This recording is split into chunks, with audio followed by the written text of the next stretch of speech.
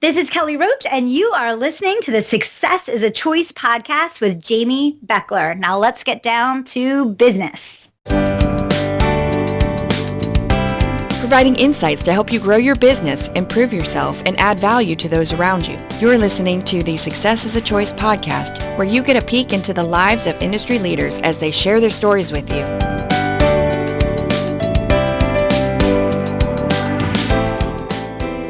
Welcome to Success is a Choice podcast. Today we have a fun guest joining us on the show. Mridu Parikh is a productivity coach that helps people declutter their lives and get organized. And she does it with an enthusiasm that is hard to match. We first met in 2016 in Nashville when we both attended Jeff Gowen's Tribe Conference. She is a keynote speaker and has been featured in Good Housekeeping and the Huffington Post, to name just a few. You're going to really enjoy listening to her today. Mridu, welcome to the show. Jamy, thank you so much for having me. I'm so excited we get to connect at least over this, since we haven't seen each other in a while.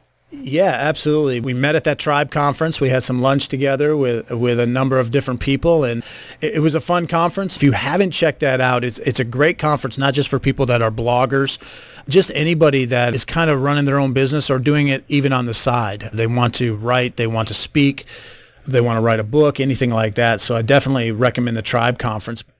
When you come to mind, I think productivity coach. What is a productivity coach and what does that mean? I'm so glad you asked, because I don't know that anybody knows really what that means. So here's what it is. I help people, ambitious people who are juggling lots of things, right? Lots of roles and responsibilities and projects and tasks. I help them get control of their habits, of their systems, and of their time. Because when they do, they reach their goals much faster and with much less stress and a lot less overwhelm. So I feel like I have the best job ever. I get to basically help people have more rewarding and successful lives. Sometimes I'm considered a motivational speaker. That's what I do. I go out and I try to motivate people, especially teams and organizations. And oftentimes people will say, well, do you motivate yourself? Or how do you get out of bed in the morning? Or this or that. It kind of comes back on me.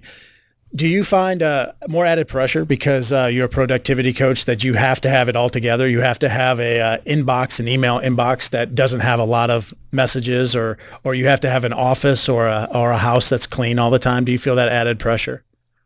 I don't know if it's necessarily pressure as much as just a self-accountability for me. So just for me personally, I feel like if I am sending this out to the world, if this is my message, if this is how I'm helping people, well, you gotta start with yourself. And that's really what I teach people, is you've got to lead by example, be the best that you can be in order to help motivate and inspire others. So it's not necessarily pressure as much as just a self-check for myself all the time, that I'm like, wait, am I really, being what I want to teach?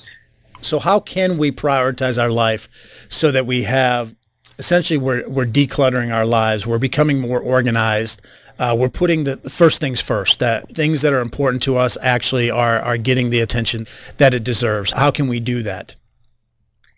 Getting super clear on what's important to you right now. That is the way to kind of get the clutter out, to get rid of the noise, to get rid of all the other distractions. It all comes from the clarity of your goals. Like, what is it that you want right now?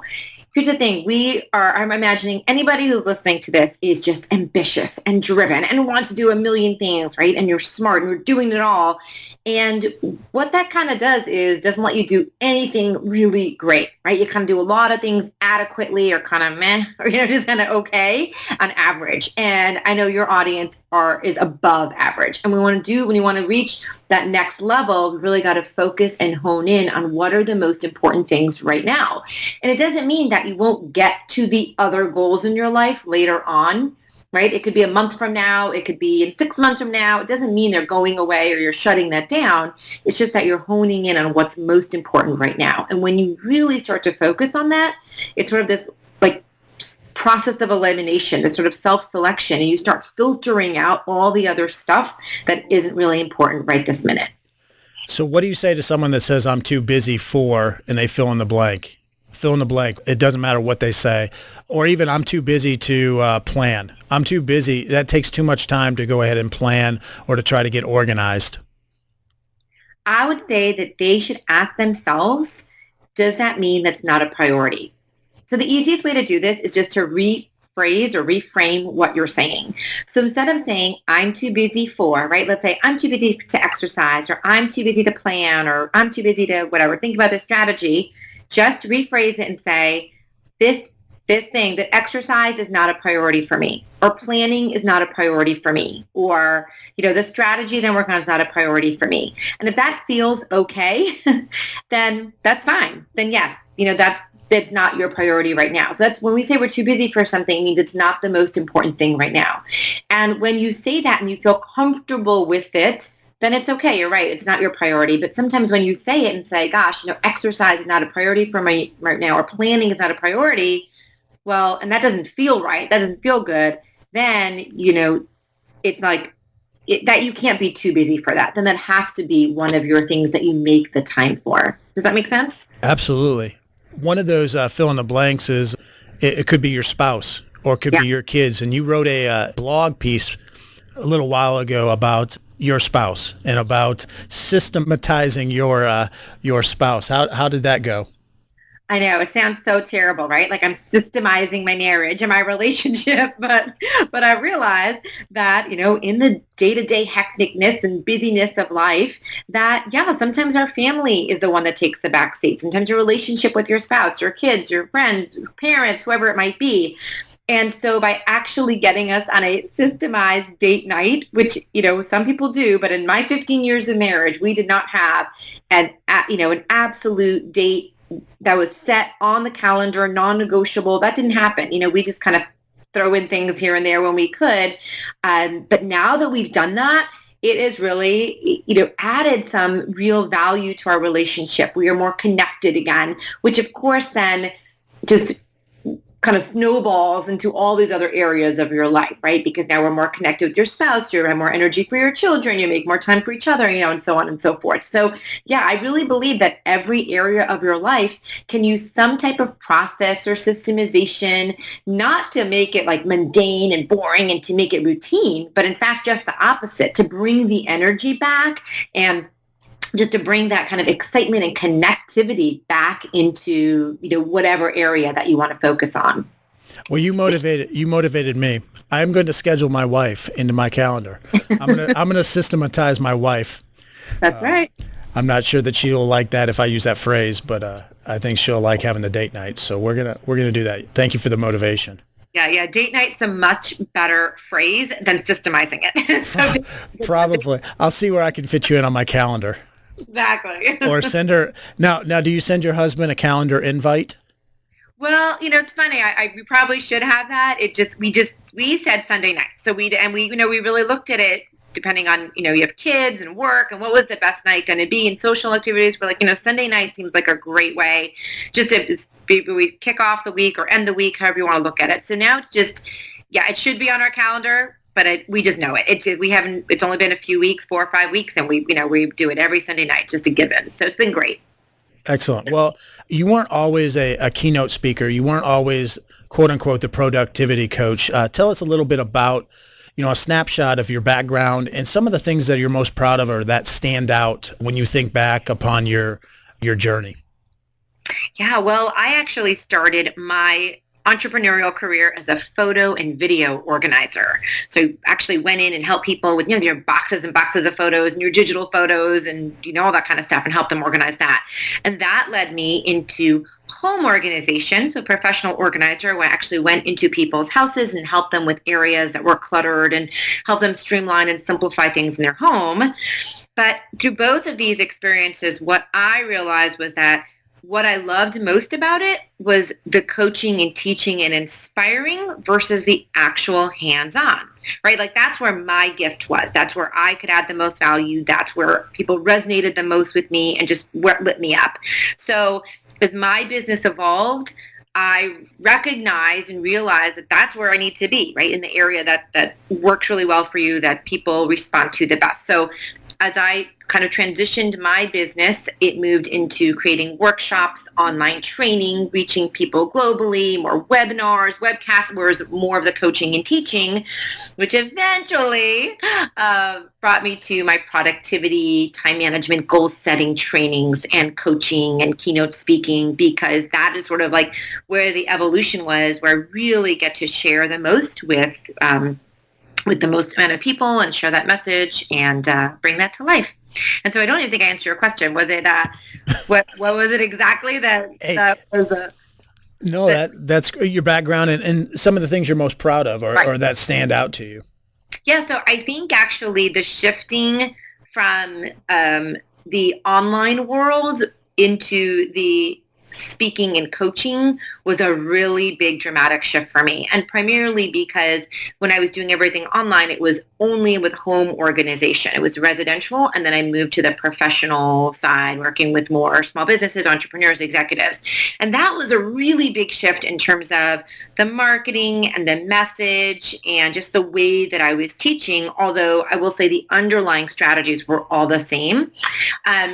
So that would probably be, I think, one of my most challenging professional decisions, as well as the most rewarding, because it's hard, right? When you're like working on something for years and building up sort of one expertise and then are evolving to another, it's hard to let one go or to not focus on one as much because you see yourself evolving into another sphere. So that was, like I said, it was challenging, but at the same time, the most rewarding, because I was finally able to do that in a way that I knew that I was serving everyone else to the best that I could.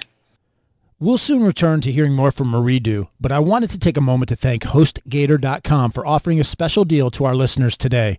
Use coupon code SUCCESS at HostGator.com and you can save a bunch of money as you get a new website.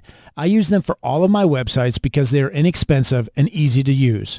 If you want to get hooked up with a sweet looking website, then use coupon code SUCCESS at HostGator.com. And now, back to Mridu Parikh. So you've taken some steps throughout your journey. Is there anything you would have done differently, or are you pretty much where you want to be right now in your career, and the steps you took are pretty much logical, and those are what you would have taken if you had to do it all over again? If I had to do it all over again, the one thing I would tell myself and anybody else in business is to do things sooner. Like when you are going from a place or making decisions from a place of fear, right? Like I was talking about, evolving the business and being worried about letting go of one area to move to another, even though you know it feels right and feels in alignment, but there is that fear, right? There's that fear it's not going to work out, or, what if this isn't the right thing? And every decision, when I've come to that point, I feel like I've wavered a little bit too long, right? You're kind of like standing on that ledge a little bit too long. And if you just kind of jump in, the net will catch you. You will figure it out. Life will not be over. Like things will move faster. You will be, make decisions faster with more clarity. And so that's the one thing I'd say along the way that I'm getting better and better at is to, not overthink it. You want to think it, you want to have a plan, but don't just get caught in the middle. It's like move forward, take the leap, and you will figure it out. That's good advice. You've been featured in some nice publications. You've gotten to speak on stage in front of some large groups. You've got some good things going on. What are some factors or habits that you think contribute most directly to your success that you've had in your career? I'd say hands down, it's been the consistency and systems and just holding myself accountable.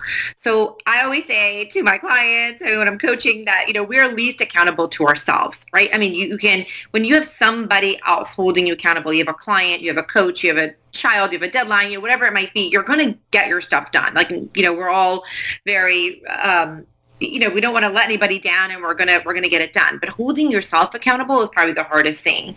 So the more that I could sort of systemize my own business, the more that I could put in my own daily trackers of goals and habits into place, the more that I've been able to get the results that I want, to get to where I want to be faster, right? To really see the progress and get to an end result. So that has been number one, is really having that consistency and those self systems for myself, being really organized with that.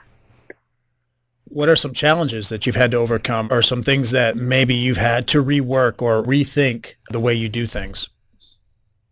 That's good, because there are just, there's so many along the way in business. Yeah, all those learning opportunities, learning experiences. I'd probably say the number one thing, in some ways, I think ignorance is bliss, because when I started on my entrepreneurial journey, I really didn't know much about business. I always say I had no business getting into business at that time, because I just didn't know about it. My background was always more on a creative side. And so, you hear this like, follow your dreams and follow your passion. And I did. And that's what I jumped into. But I really didn't know how to run a business. It's two very different things. And so I'd say over the course of my career now, that's probably been the biggest challenge. Is it's not only about your passion, but how do you market yourself really effectively? How do you run a team? How do you help delegate? How do you, get systems and processes in place? So these were the types of things that I learned along the way. And because I live it and breathe it now, I feel really confident that I can bring that to other people and really help them be successful. But I think that was probably maybe that ignorance in the beginning of just sort of like starting this business because I was passionate about it. That was challenging, but along the way, it's also been some of the best professional and personal development that I could have ever gotten. Not even in 2 MBAs, I say, could I have learned as much as I did just doing it myself. The rubber is meeting the road a lot more for you now as your business scales up, as you're getting a bigger and bigger platform, just with your personal life, with work-life balance, and essentially living this stuff out in your daily life. It does. I feel like, have you ever heard the saying that says you teach what you need to learn? So I think along the way, it's sort of been that, it's all those learnings, and now it's the best. That's the best gift I can give, because I experience it, I live it, and I see it working. So yeah, it's been wonderful. What do you continually do, or what do you do daily to continue to grow and develop yourself personally? Or, as someone that's going out there and trying to help others, you have to stay on top of your game in order to help others and coach others. What are you doing continually to develop yourself? Well, first of all, I have a coach, and I predict I will have a coach my entire life. I think having a coach is it's so important, no matter what level you're at, to always be accountable to someone else, to be striving for more, and to get some, advice or introspection from a subjective person. So that's one thing I've always immersed myself in and have invested into myself. I read a lot of blogs and listen to podcasts but I'm really selective about them. I just, there was a time when I had dozens and dozens, and now it's just down to a couple or a few that I know are just resonating with me best with where I am right now. And, I read a lot just about what's in my industry to always be honing my skills, but at the same time, I'm always as well reading about other just professional development type books, whether it's on focus or leadership or sales or whatever it might be, but other areas that I know that's going to help me build my business. Is there a particular podcast or book that you're currently consuming that you would love to enlighten us about and share with the audience? My favorite podcast right now is Mind Your Business by James Wedmore. And it is really unique because he really focuses on, well, what he doesn't focus on are the sales and the marketing and the webinars, but he focuses on all the inner work. So everything, your mindset and, what we have to be thinking and how we're visualizing and, a lot of that kind of stuff. But he jokes and he says it's all woo-woo, but, that's really how he built his 7-figure business. And so a lot of that stuff that maybe we don't hear as much when we're immersing ourselves in the marketing side and business side of things. So he's been a breath of fresh air, and I'm really, really enjoying him. Excellent. Well, I want to ask you a few rapid fire questions to kind of conclude this interview. But with my podcast, who would you consider somebody that I should definitely reach out to that our audience would enjoy listening to? Well, I'm in a mastermind with some fabulous entrepreneurs. So, of course, I would say any one of them, but I just picked one or two. But my friend Malika is an amazing brand photographer, and her site is mickeyphoto.com. So she is someone that I would love to connect you with. Excellent. We will definitely be looking into that and put her website in the show notes as well. Who would be someone that you'd love to meet or spend time with that you don't know? Marie Forleo would be one of my top. If anyone's not familiar with her, she's an online influencer, marketer, inspirational, great, amazing woman. And she's just built not just a great business, but she's just a very heart-centered, soul-centered person who I think is just doing amazing things in the world. So I'd love to spend some time with her. Awesome. What is a favorite quote or life mantra that is important to you? Well, here's the one I have on my screen all the time. It says, "See things as you want them to be, not as they are." Nice.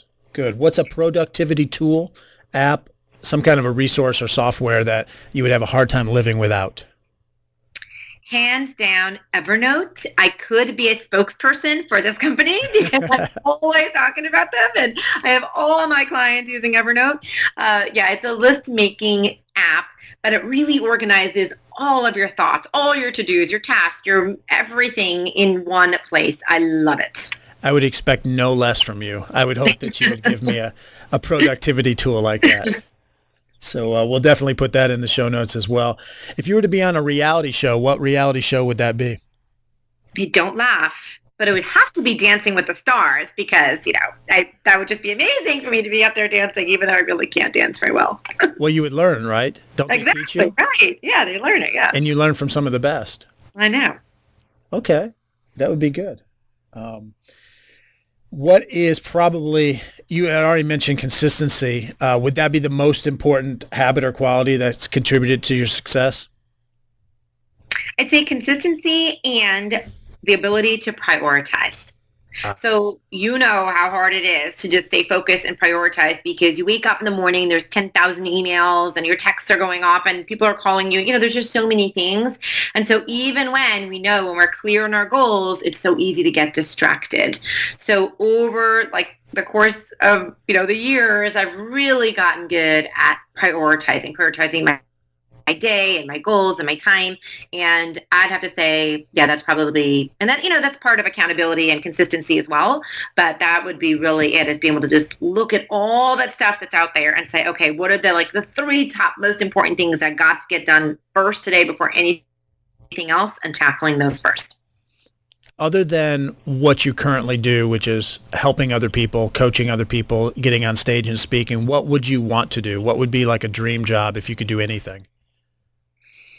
Well, getting back to the dancing dream, I'd love to teach Zumba around the world because I just love it. And I think just another way to be in front of people, enlighten, inspire, motivate people to be healthy and happy and have fun. So it's just one of those things I absolutely love doing. A professional Zumba coach. Professional Zumba coach, yes. Which I'm not certified or anything like that. I just love that class. So it lights me up too. I love it. Excellent. Well, where can people go to connect with you or find out more about you? And we'll put that in the show notes. Well, come on over to lifeisorganized.com. That's the best way to find out more about me and connect with me. You can also go to lifeisorganized.com/productivity hacks. And there's a resource there for 21 powerful productivity hacks you need right now. So sign up for that. And, my number's all over the site. So just pick up the phone and call me, too. I love to hear from anyone. That's awesome. Well, we appreciate your time today, Mridu, and you've added a lot of value to our audience. Thank you. And good luck with coaching people on how to be more productive and how to use their time more effectively. We appreciate your time today. Well, thank you, Jamie. This was awesome. Those are some great insights from Mridu Parikh. Her YouTube channel has so many great productivity hacks. You will want to check that out. And if you're a leader and just can't seem to find time to do everything that you want, then I encourage you to check out our website at lifeisorganized.com. I think that this is definitely one episode that you could share with nearly everyone that you know. Please pass it on. Also, make sure to leave a 5-star review, as that will help make others aware of the podcast. And until next time, remember that success is a choice. What choice will you make today?